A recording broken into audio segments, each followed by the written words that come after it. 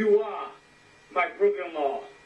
But when I step in the ring with you, Brett, I never met you.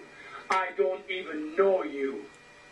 But at the end of the match, I just hope the families reunite.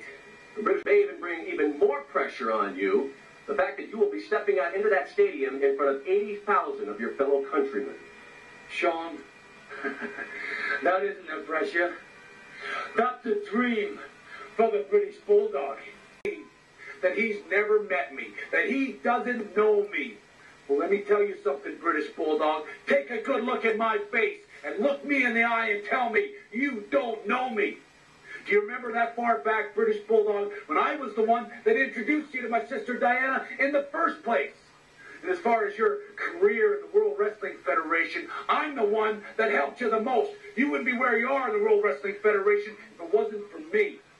Talk about gratitude. You know, the British Bulldog forgets he's the one that wanted to challenge me. He's the one responsible for all the family tension. He's the one that wanted a shot at the gold.